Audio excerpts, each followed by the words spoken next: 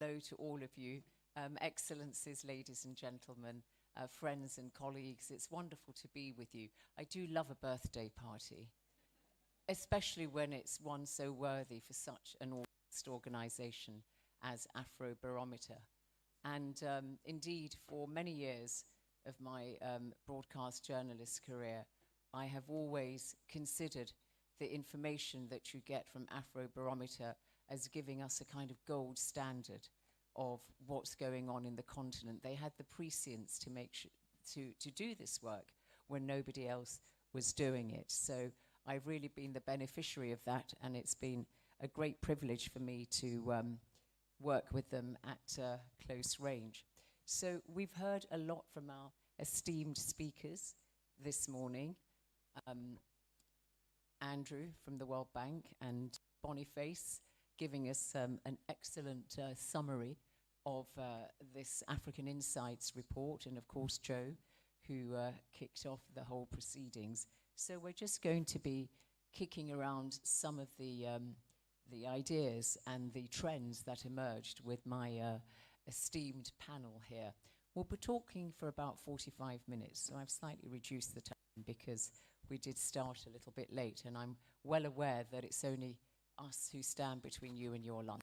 So, and while they are being mic'd up, let me just tell you who we've got with us. So, somebody who really needs no introduction, but I'm obliged to give him one, is of course Professor E.Gyimah-Boadi, who is one of the co-founders and chairs of Afrobarometer, one of Africa's most distinguished academics. He is...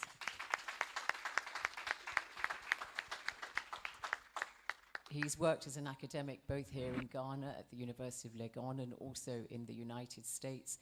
He has myriad awards, you know, so many accolades, far too numerous to mention, but he's both a member of the National Academy of Sciences in the United States and also the National Academy of the Sciences and the Arts here in Ghana, and a man who has really throughout the decades proved his commitment and his tenacity to underscoring everything he does with rigorous academic research. Next to him is Mayor Yvonne Aki-Sawyerr, who has been mayor of Freetown, the capital of Sierra Leone, since 2018. She's now been re-elected for a second term. Congratulations, Yvonne. She's also somebody who's had 25 years as a career as a finance professional, and so she brings that kind of private sector experience to everything she does in her public service role. Very data-driven, so everything that she's heard has been music to her ears, and she's trying to do the best she can, as we will hear, to ensure that there is an accountable, democratic local government in Freetown, as well as trying to develop and bring jobs using technology, heritage and tourism, and so on. Roukaya Kasanelly, Dr. Roukaya Kasanelly is, again, one of Africa's distinguished scholars and scholar activists. She's from Mauritius, where she's an associate professor at the University of Mauritius. She's the chair of the Electoral Institute for this Democratic Sustainability. Bit of a mouthful, Roukaya. And she is a serial think tank person, really, because she co-founded several think tanks. And again, she's somebody who believes in the power of accountability and, you know, democracy and the role of civil society in furthering the right democratic values and norms. And then next to me here is Justice Chifundo Kachale from Malawi. He's a High Court judge in Malawi, and until a month ago he was chair of the Electoral Commission in Malawi. And we'll hear a bit more about what went on in the Electoral Commission when it had to adjudicate on that disputed 2019 election.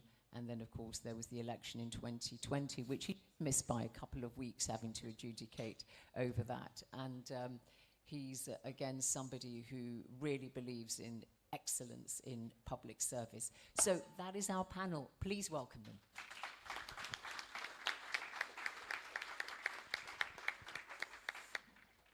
Let me start off by asking all of you, in this order, just very quick, rapid fire. You heard Boniface give us that excellent summary of the African Insights report, which we now know is going to be a regular publication from Afrobarometer. Give us just a quick, off the top of your head, standout message. Gyimah. Well, for me, for a continent that is often highly deficient in government effectiveness and in effective delivery of government services, it's remarkable that an increasing number of Africans are saying that they would rather have a government that is accountable, even if it's not so effective, versus a government that is effective but not accountable. That is saying a lot. Very interesting. We'll be putting flesh on the bones of all these comments. Yvonne. I think I was particularly struck by the fact that the youth have taken a view where they're seeing the prospect of military leadership or governance as being preferable to democracy. I think that's a real wake-up call, given that we are such a youthful continent, average age of 19. So if that's the direction of thought, then there's a big responsibility. The local government councillors piece could not have passed my attention either. The responsibility of governments, it was two. It was local government, office of the president. So the highest level, the lowest level. That's what people are looking for. So the responsibility for those of us in governance to ensure that these trends and these perceptions are married, I think is just heightened by the report. All right. You seem to have some thunder behind you on your microphone. Yes. Maybe just try moving it a little bit further away from your mouth, the bottom bit. Or maybe one of the sound technicians could have a look at it while we're carrying on our talk. Yeah, it's all happening, isn't it? Sounds like fireworks. Roukaya. Thanks, Zeinab. I think it's the clear message between governments and heads of state say. Can you hear Roukaya? That's okay, that's just a windshield. Okay. I think a clear mismatch between what governments and heads of state say about themselves and what people are saying about what they think about their governments. And I think there is now this understanding that people are ready to fight for their rights, whether it's political rights or for their civil rights. So I think the message is quite clear out there. Okay. Chifundo. I think as somebody who just had the privilege of working on an EMB, I think I'm quite struck by the reaction of the community or the society on the quality of elections, on their level of satisfaction with democracy. It just heightens the responsibility that people who actually arrange that event, which allows people to choose their leaders, the onerous burden they carry to ensure that democracy remains credible is quite strong for me as an observation. Okay, great. So we'll develop all those thoughts, but let's just start off with you, Professor Gyimah. We are marking 25 years of Afrobarometer, and given your historic connection with it, your kind of its institutional memory, just give us an overview of how, what kind of impact it has had on our understanding of African democracy, governance, and social conditions on the continent.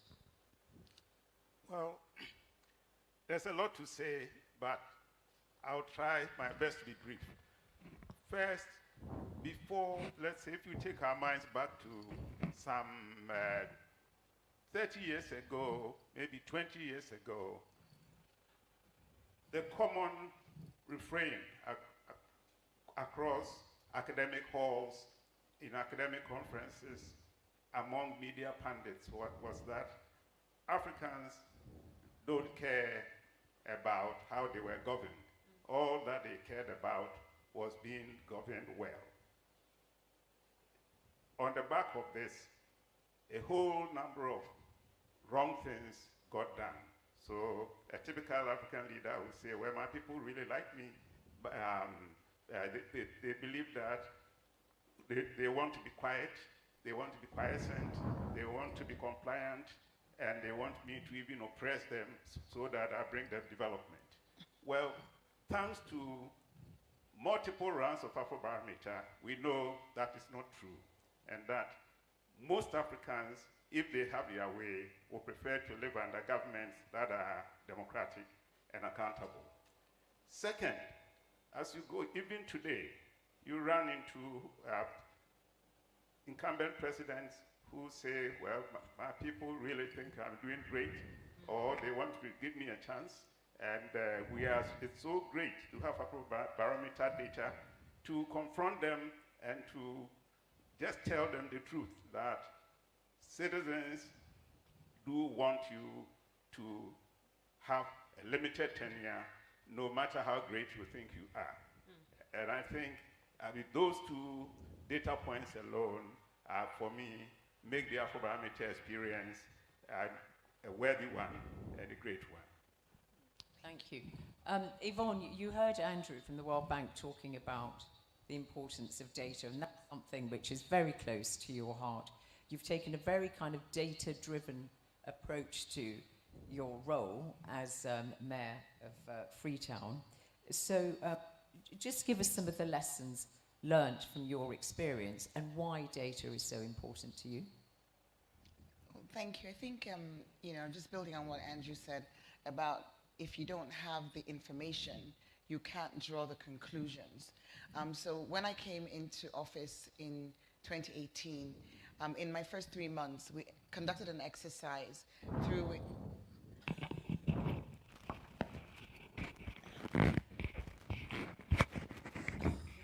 That's okay. we conducted an exercise. Is that better? Can I just use your mic? There may be another one. Let me just see. Let's just see if we can sort this out, because I think a handheld mic for Yvonne would be better.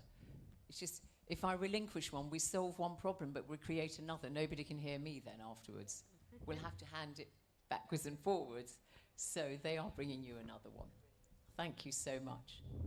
But start your answer again, because there was so much interference. Thank you.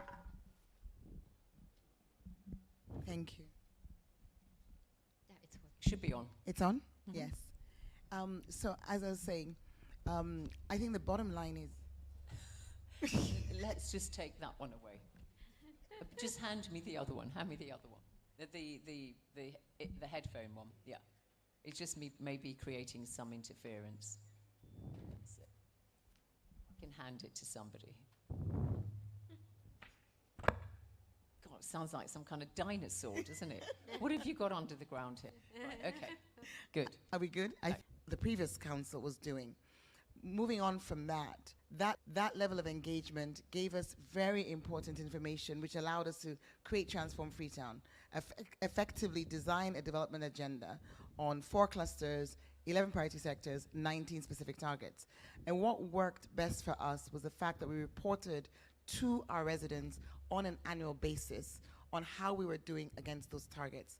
Fast forward 5 years, major areas that we built data in, because this is a challenge in many cities in Africa, that the data wasn't there. The baselines weren't there. But we built data through our revenue mobilization efforts. We geo-mapped the entire city, got that. We're addressing deforestation. So Freetown, the tree town, was a target to plant 1 million trees. Each tree is tagged, has its unique identifier, is part of a digital platform, and As part of what I call the ballot or the bullet. So, we cannot complain about that. But I think what we've seen is a very problem that the Afrobarometer insights has focused on, is the supply side failure of democratic norms and the institution and practice of government. A couple of things that we've seen is what I call the executive expansion.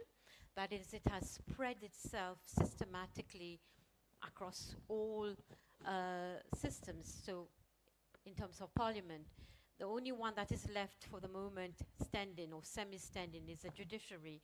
The institutions have more or less crumbled when we're looking at institutions of checks and balances, audit the anti-corruption, the central bank. There will be an issue around the independence of central bank, because we've seen in the last couple of years the central bank, in the case of Mauritius, becoming really part and parcel of the executive expansion and taking orders from the executive. We've seen, so as I said, the capture of institutions, the nomination process being very much through political patronage, not always the best person in for the best job, which means that, checks and balances have become very weak. I think one of also the biggest problems is the current electoral system. We have been handed over by our past colonial master, the first past the post, which is mostly of the British system. And although it has delivered, it has created what I call those massive majorities, which provide, a sense of impunity to those who are in power. So we've had, I think in the case of Mauritius, on 2 occasions where, we had the 60 zeros, which means practically no opposition, wiped out completely opposition in 82 and 1995, which meant that, this system of oversight and check and balance has weakened over time. And the other element is the political culture itself that has changed. We obviously know that ideology doesn't exist, but a type of political culture that has fed in terms of ethnicization of our society, which means that ethnic quotas, ethnic preferences. I think the latest US state report had talked about the fact that there is growing tension between communities, with a particular community or ethnic community, the Hindu community, overtaking the rest. So I think these types of tensions, of unease that have been fed in the hands of politicians, pandering to those types of aspiration, have created a number of cracks. And I think that's where this dissatisfaction in democracy has happened. And I think in the last election, 2019, we saw, a number of electoral petitions that were filed in court, and most of them have been thrown out. But that has shown, worrisome trends, I would say. I'm not saying that there has been electoral fraud, but there has been worrisome trends in terms of the way elections have been conducted, and I'm very skeptical about this term free and fair. I think we are increasingly needing to talk about the integrity of elections to deliver in terms of expectation. And then last but not least, I think it's also the fact that we, as Mauritians, have become very blasé about the fact that we've never had to fight the independence. Independence was given to us more or less on a platter. We've had not those liberation movements that have really fostered this need for contestation and protest politics. We saw a couple of them 2-3 years ago when we had this major oil spill in Mauritius, the Wakashu oil spill. But since then, people go back to their normal, running of the mill sort of issues. So I think all this sort of collection of issues that I just highlighted has created a dissatisfaction, and people realize that elections probably are not the only way and the only method of delivering on change. And I think the fact that, last but not least, is that they've seen the same people in power. So you were talking about the Jagannath family. How many years have we had? It was the father before him. It was the father before him, it's now the son, son. And then we had the Ramgulam family, which was the father and the son. So 2 families, 2 dynasties, which is not untypical of Africa, but it is very, it creates tensions and problems around, expectations of who can become a prime minister in Mauritius when you have only 2 families in a small space like that. Yeah. I mean, what's the voice like? Just over 1 million people, isn't it? 1.5, 1.5, which is small, but I think when you see the absence of turnover, but also coupled with ethnicization and casteism, which means that only a particular caste from a particular community can aspire to become a prime minister, that really sort of narrows that space for aspiration among potential renewal. Okay, good. We'll pick up actually this whole theme of ethnicization, which didn't particularly appear in the report, the link between corruption and, you know, staying in power for a long time and the overlap with ethnicity. But you also said very quickly, Roukaya, if I didn't mishear you, that elections aren't necessarily the best way of delivering. Is that what you said? No, I Not said the only way. Not the only one, because I think people have realized that, you know, money politics plays in a big role. The fact that the types of candidates you sort of bring forward and you know, it's not always on competence. And I think this issue as well, which we saw that there needs to be more women in politics, but there are so many barriers for women to get into politics. So elections with integrity is what you say, rather than just and the competitive free and fair. and open, so that everyone knows the rules of the game. And the electoral, you can have democratic elections and it can throw up one-party rule. It can throw up, you know, as we've seen in South Africa with the ANC, except this time they were tested and are having to govern in coalition. All right, but sticking with elections, Justice Kachale, you are from Malawi, and we saw in 2019 how the election there had to be adjudicated on. So it was Peter Mutharika, the incumbent, or you can remind us all, who said he'd won the election, but his opponent, the current president, Lazarus Chakwera, disputed the election, and the Electoral Commission got involved, and actually they said, yes, it's not correct, and Peter Mutharika at least had the decency to step aside, didn't he? So you weren't chair of the Electoral Commission then, but perhaps just remind everybody about what happened and how the Electoral Commission showed it had some teeth. Well, thank you so much. So what happened in 2019 was when the results of elections were declared, the opposition candidates contested in court, predominantly alleging that there was some lack of integrity in the entire process. So the court reduced the case to a constitutional dispute, and so the High Court was empaneled as a constitutional court, and the proceedings happened to take place also during the public health emergency of the COVID-19, which had its own implications. But fast forward to February 2020, the court nullified the election results and ordered a fresh presidential election to happen. And at that stage, the previous commission's tenure had expired, and the chair of the commission resigned. And at that point, that's when our cohort came into office. So we came into office 2 weeks before the deadline for holding the fresh presidential election.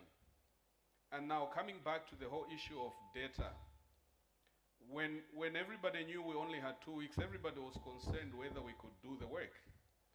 But the approach we adopted in our commission was to go back to the Secretariat and demand up-to-date data-based reports on the level of preparedness.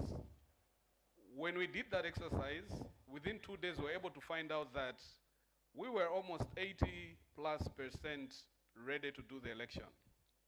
And so we're confident about our capacity to actually deliver the elections in the time available. But the main lessons I think we learned, speaking for myself as a judicial officer, is that in 2020, we discovered that unless you change the legal culture on the bench in the judiciary, changing the text of the Constitution may not necessarily deliver constitutionalism. So the same Constitution that the courts have been applying since 1994, allowing candidates to go into power with a threshold of less than 50% plus one, for example, when the new court sat in 2020, they declared that threshold to be too low, and they reinterpreted what majority meant. And the same courts that had previously upheld elections that had irregularities on a quantitative basis, the new court said that quality matters more than quantity. So the quality, the integrity of the process must measure up to a qualitative analysis.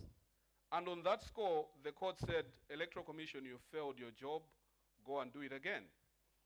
Now, it means for me, and it wasn't a coincidence for me, because the PhD research I had done for my PhD in SOAS was based on interrogating the impact of a judicial culture on constitutional law reforms in Malawi. And some of the findings were that exactly that unless you change the legal culture of the bench, changing the text of the law doesn't give you the results you require. So when I saw the composition of the panel, I was quite confident that they'll do the right job, okay? Because I knew that these are judges whose perspective on the law had been informed by their training in the new constitution. So you didn't have the odd guard of judges who were reading the same text but using the odd lenses. So that for me was a big factor. But beyond that, something which is not adequately emphasized upon in my view is also the ethical integrity of the bench itself. Because as you might be aware, following on that case, there was a big business magnate who was actually convicted in court on allegations that he had been trying to bribe the judges. So even if you have a technically competent bench, but if they lack the moral backbone, then people will always be shortchanged. So a lot of emphasis is focused on institutions and on documentation, but I don't feel like we pay adequate attention to the people, because Electoral Commission, judiciary, government, police, local government, they are run by people. And I do believe that if we're going to make our democracies deliver, we must pay closer attention, not only to the technical proficiency of those who run those offices, but also to the moral fiber that constitutes their capacity to actually deliver. Because if we neglect that, in my view, no wonder that there is so much disillusionment on the ground, because you have many people who can talk a good show, but then lack the capacity and stamina to deliver when they get in the office.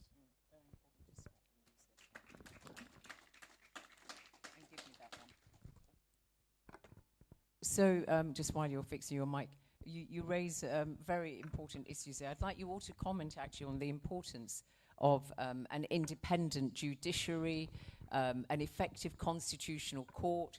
We saw how that worked very effectively in South Africa when, you know, various cases and so on. So who'd like to come in on the importance of the judiciary when we're talking about respect for institutions, democratic institutions? Yeah? I also wanted to say something to picking from the Afrobarometer database to affect the importance of elections to Africans. We did learn from the lead election by the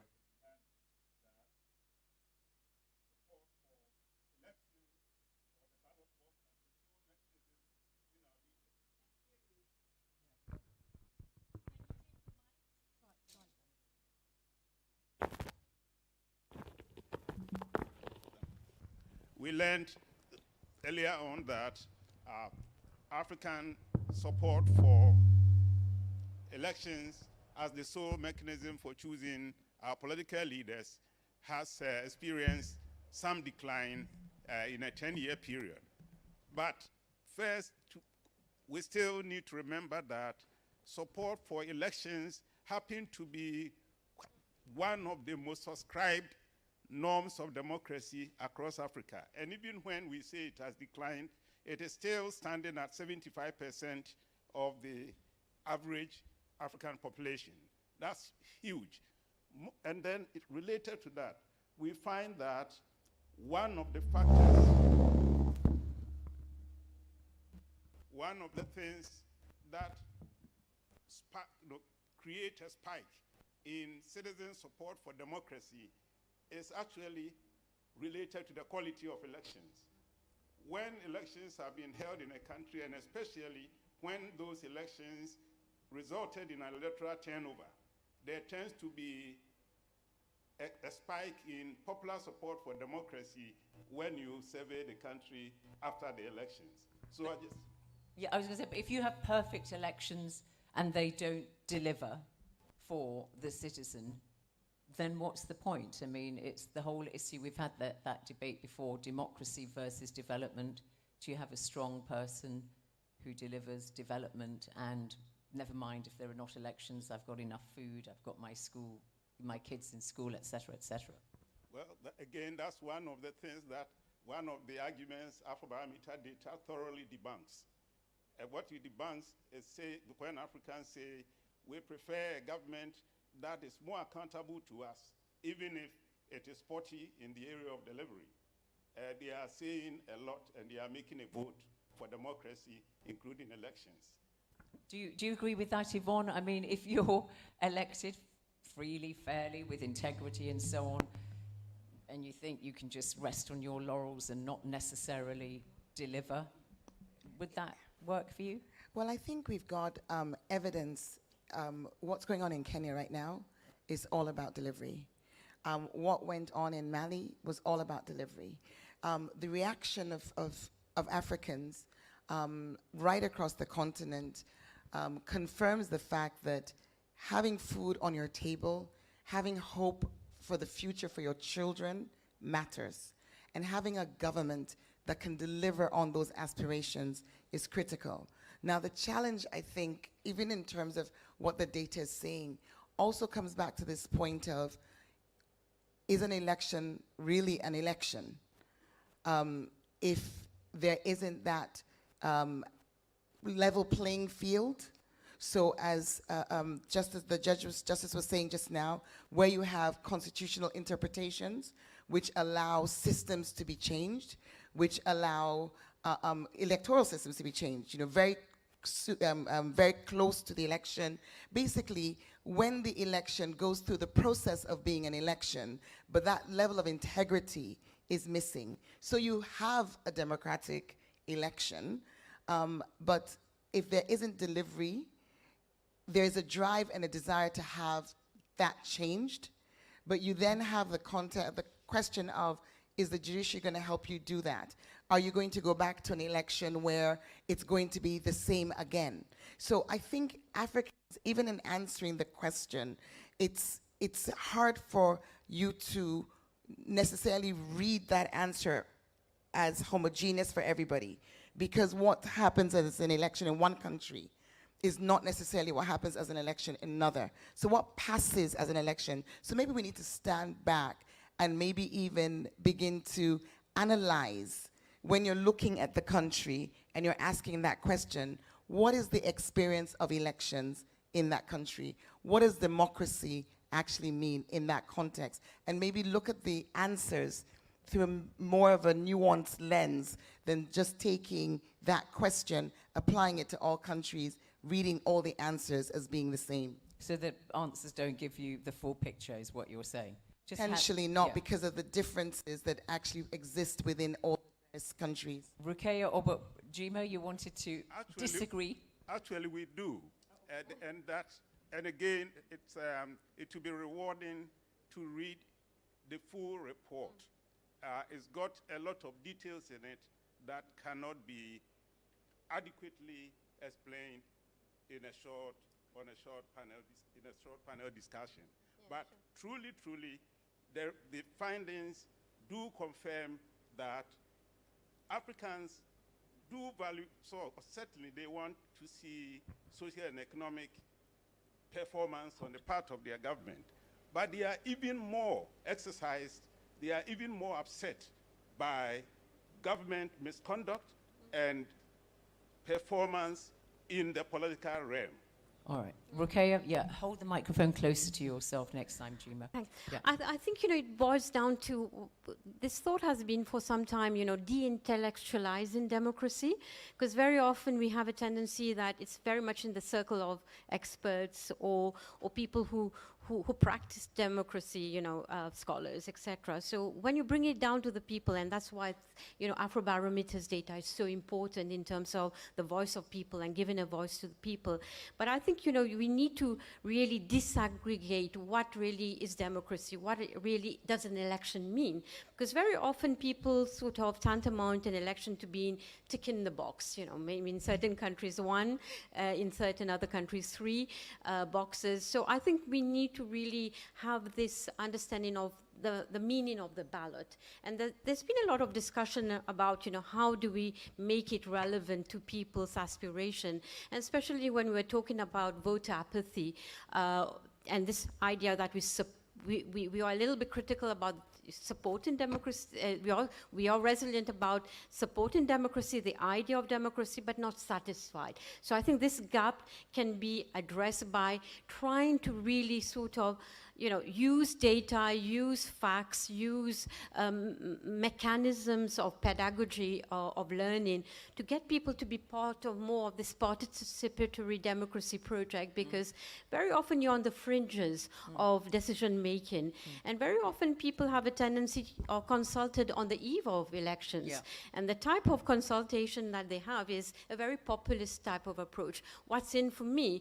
I'm going to get something out of that. My family is going to get something out of that. I'm going to get some money out of that, but not really this transformational approach. And I think for some time we've been talking about this pitch between transactional leaderships. So those leaders have been just transactional, as opposed to real transformational. And that brings us into the conversation about the real renewal of politics in not only in our continent, not only in our societies, but globally. So I think, the pedagogy of democracy needs to be addressed so that, the average citizen understands, what can I do in this in this transformation, that I bring the change as well. Which is an important role for civil society and civic society organizations and so on.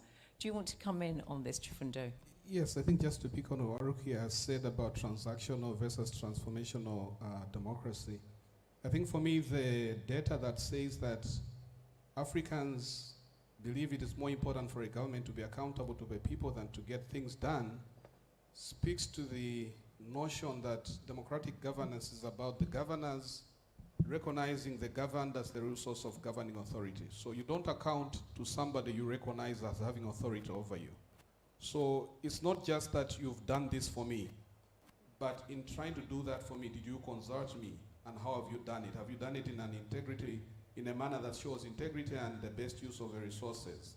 So for me, there's a distinction between a very utilitarian approach to government. So government provides a service, I don't care how they do it. And in this democratic context, people are saying, if you're doing it in my name, have the humility to at least account to me. Engage me. I want to be part of the process.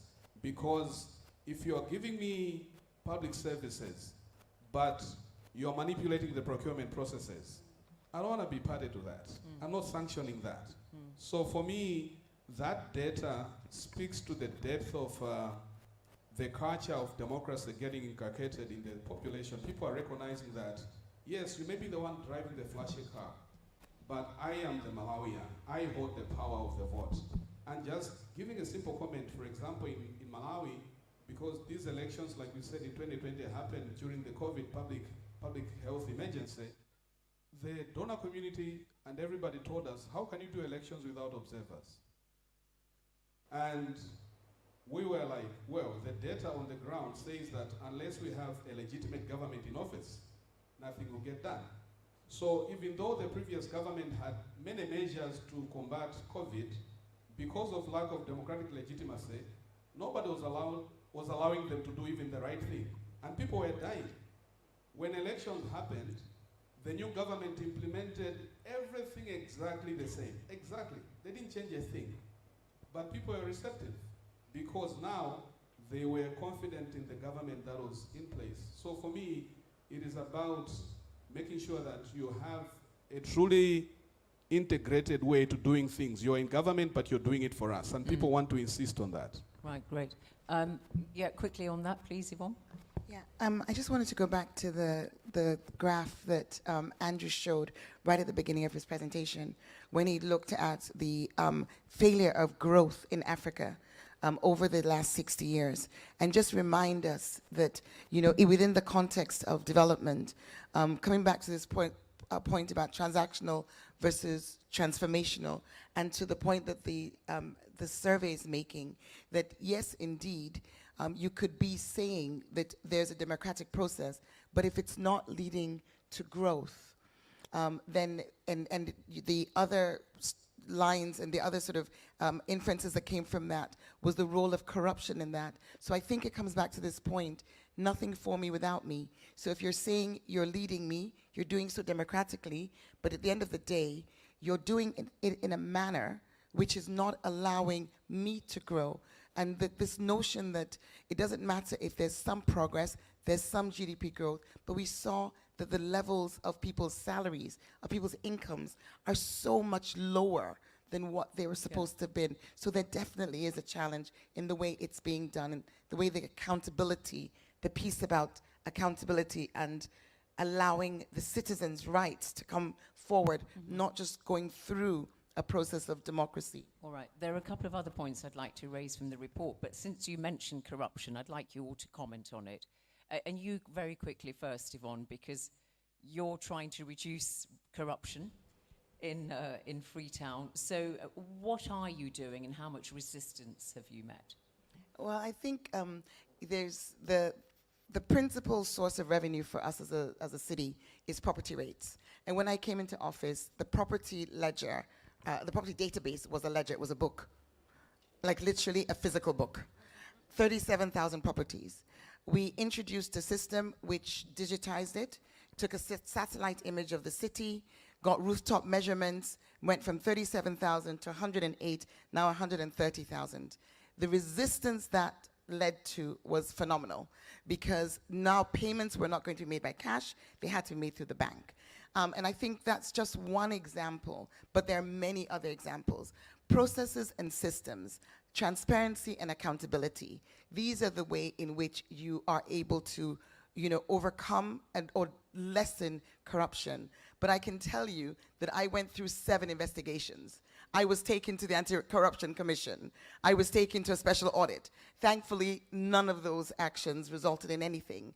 But clearly, we have a fundamental problem. I just want to say one thing, because it troubles me so much. Right across the continent, I say to people at work, if you pretend to pay people, they will pretend to work. But where you have a system where everyone's salary is a pretense of a salary, no, the minimum wage will not buy you a bag of rice. How do you remove corruption? There needs to be a total shift. This is not incremental. There has to be a major shift in approach, because I've instituted salary rises, incentives, we're now working on a bonus scheme, but ultimately, I know that what most people earn is not a living wage. Yeah. And until we address that from an institutional, governmental perspective, we're going to keep hitting our heads against a brick wall. So it's remarkable how the report has shown how persistent corruption has been the biggest obstacle to democratic transformation and governance. Anybody want to venture a comment on, Roukaya? Yes, I think people are less and less willing to. And just to remind you that this is being recorded, it's all on public record, just in case you do want to make that return journey to Mauritius. Oh, well, anytime. No, I think basically when we talk about corruption, people are, it's just a small handful of people who are benefiting from corruption, and those, and this is a small, and a much more sort of elite, and we did some work some time back on the non-accountability of in politics in Africa, and we looked at the case of Mauritius, and I think this increasing collusion between, power brokers and the business sector crowds out, the average person. So I think, how do we actually tackle? It's a tall order, but it's just about, commitment from those in power. And then, you might have, institutions that are created, but those institutions get very often captured in the hands of those who turn them into puppets. So I think we need to be serious about corruption. It's not impossible, but it's just about commitment, and actually brings you back to that leadership sort of set. But I think it's also about educating people that they should say no to corruption, because it's very often an easy sort of means to quickly get something out of it. So it can be something small, like paying your public officials something to get a fast track. So I think this zero policy to corruption, and we've seen certain countries like Rwanda say no to corruption and be very systematic about it. But how do we actually tackle that issue is a tall order, and I bring it down to political leadership really setting the tone and setting the way on that. We can carry on hoping, can't we? Yes. Chifundo, I mean, the courts and the judges, the judiciary have a big role to play in accountability in a lot of anti-corruption commissions do have a legal base, obviously. But your comments on corruption and why it's so difficult to eradicate.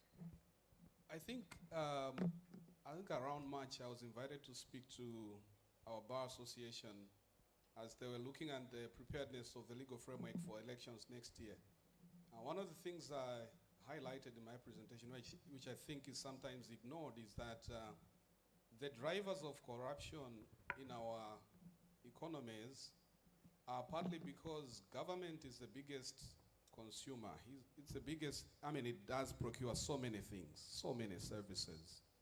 And so a seat in government gives you access to so many resources. And so the corruption begins at the campaign level. So political party financing and campaign financing are areas of keen interest for anybody who's earnest about dealing with corruption in the African context, in the public service. And sometimes I think there's a disconnect. People don't make that link. There's a reason why politicians are captive to business interests. Because when you fund me, I'll remember you tomorrow when I get to paradise. And it works. And so it's a bit naive to talk about dealing with corruption when we focus only on the government side. There are many private actors, some local, some even global. There's enough research on this area about so many different players at the global level who actually provision in their books of accounts finances for paying bribes when they want to bid for certain services. So in my view, there needs to be that level of awareness about the drivers of corruption, and also a recognition that unless you get the right people in office to address this, you'll be talking about this until whenever. It's going to be a tough fight because corruption fights back. I haven't seen any country anywhere where a successful war against corruption has been waged without pushback. There's always going to be pushback, and you have to be fully aware of that, and therefore build systems that can sustain the work beyond personalities. You need to create institutions that have got the robustness to push back and serve the interests of ordinary people. You mentioned the drivers of corruption. Just very quickly, the ethnicization that Roukaya mentioned of many political systems in Africa. To what extent is that a major contributory factor to corruption? So the ethnicity just happens to be an identifier of people with your common interests. So basically the reason I want my kinsman to work in the Electricity Supply Commission is I want, when I go and get a tender for the supply of certain things, he will say no, even if I'm not the best supplier.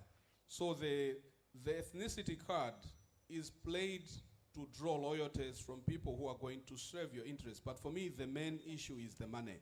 People are following after resources, the public resources that are actually intended for the benefit of the ordinary man. And now where you have a government system that is working well, the majority of their resources should be invested in servicing the needs of the people. But where you have a compromised public service system, whether it is through ties of ethnicity or you have people who have gone to the same school, there are so many things that people use to identify each other. Those are the things that actually drive corruption. And I think the data exposes that in our African political context, ethnicity has been a card that has been used to undermine proper democratic integration. But I think the trends may be breaking up. Okay. Professor E.Gyimah, you may wish to address something on corruption, but I also wanted to ask you, one very alarming statistic in your African Insights report is the fact that support for military intervention, or rather rejection of military intervention, has declined with substantial minorities and majorities even across, I think we said 39 countries, saying they would tolerate military intervention if it was to remove abusive civilian politicians. And we saw in Guinea how you know, after Alpha Conde was removed, there was jubilation on the streets, and in Gabon with President Bongo and so on. So I wanted you to comment on what this tells us about democracy in Africa. But you may want to talk about corruption first, yeah. On corruption first, but very quickly, that what, you know, we are all concerned about the challenge. You know, we all have a challenge about what to do about corruption. But we should also take into account an interesting piece of data from the Afrobarometer.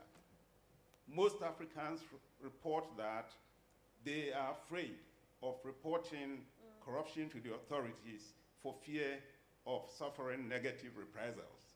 So we should do something about the protection of people who go out of their way to report corruption.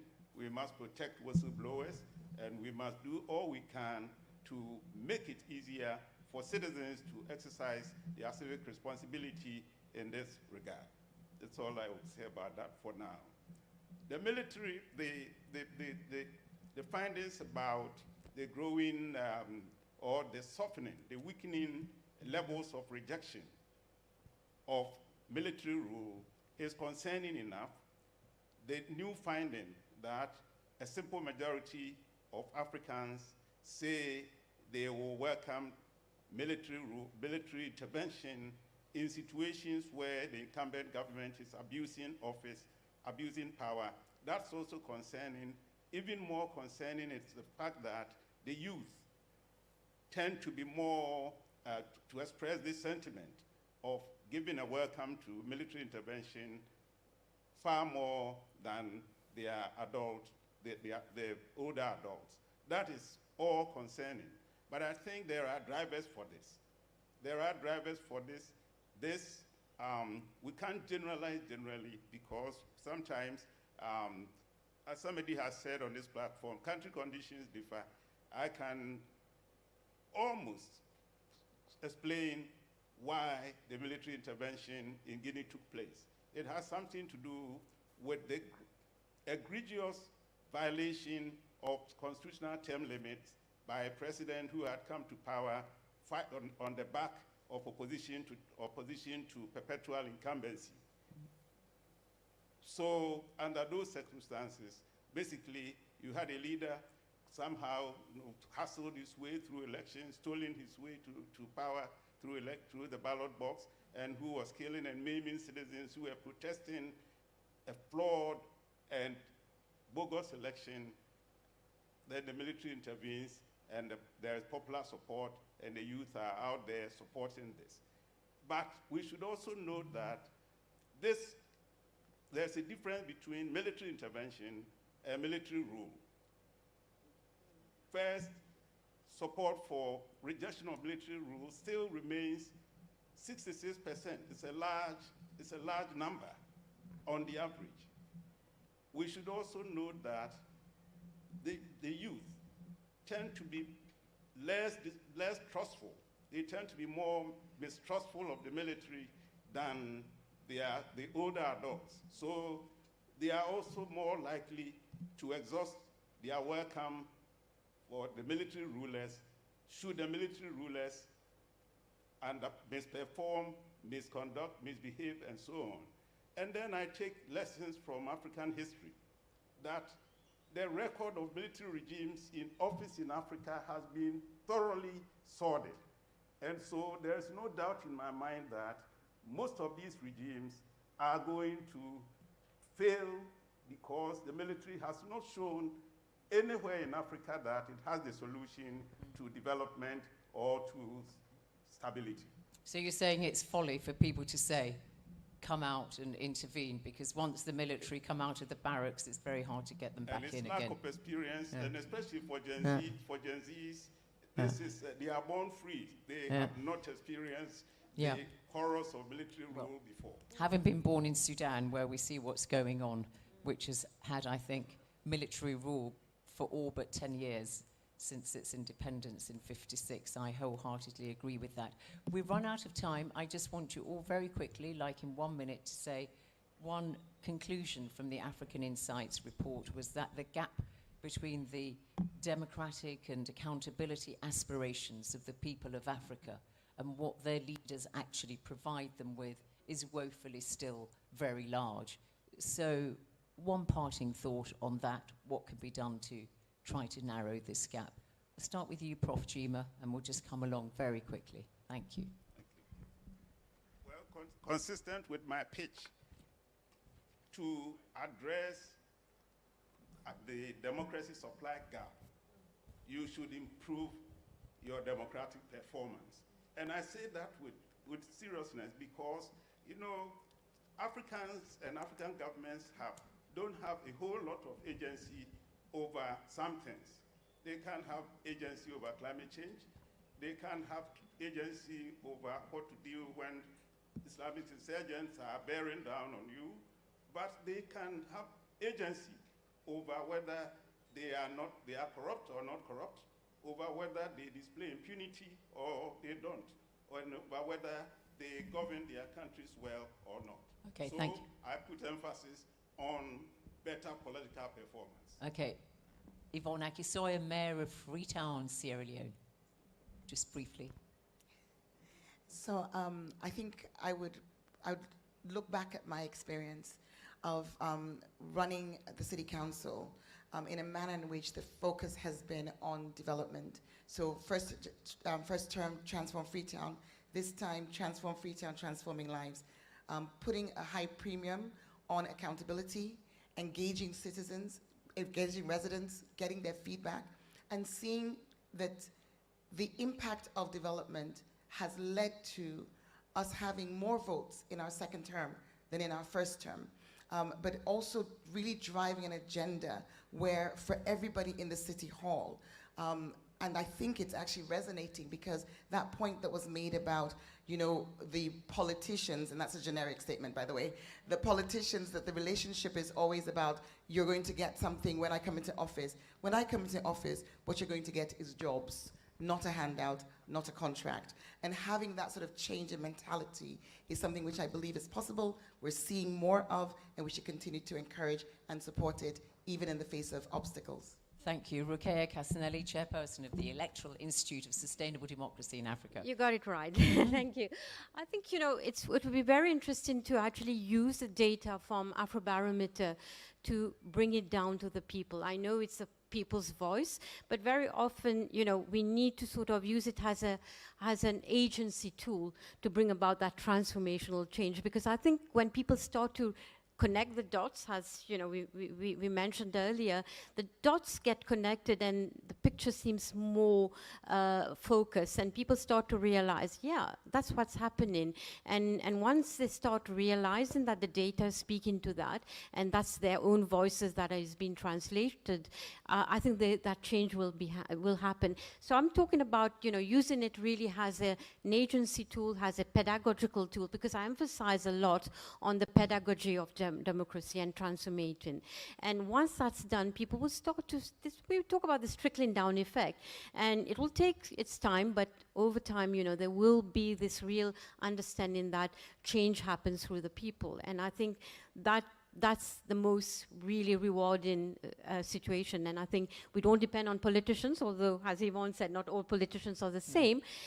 We depend on the people, and I think it's what the essence of democracy is all about. Okay, thank you. Justice Chifundo Kachale, former chair of the Malawian Electoral Commission, your final words. Thank you so much. I think, building on the theme of agency that the professor alluded to me, what the data from these 9 rounds of surveys by Afrobarometer demonstrates is that, contrary to what others may have said before, the African polity is not an indifferent polity. They are quite responsive to their experiences. When experiences are positive, they'll give positive responses. When they are going through not so constructive experiences, then they will have their views informed by their experience. So for me, just for example, to pick the issue of the youth who are thinking that military intervention is a good solution to democratic failures, what to me would inform, if I was still sitting in my office as chairperson of Electoral Commission, would now to fashion targeted education, civic education programs to actually remove that misconception, because that is wrong. It is wrong to assume that the military can solve your democratic deficiencies, but that gap comes from the lack of information. So proper agency cannot be exercised democratically without accurate data. You need accurate data to inform the agent so that they exercise their democratic choices in a responsible and responsive manner. And where there are gaps in information, which is what this data is demonstrating, everybody has a role to play. And for me, I think there can be an overemphasis on the elections. Elections happen sometimes once in 5 years, once in 4 years. There are other actors in the civic architecture who equally have a responsibility to ensure that they create the kind of democratic agents who will build democracies that work for everybody in Africa. Thank you. Thank you so much indeed to my panel. I think all I would say is you take the short-term view.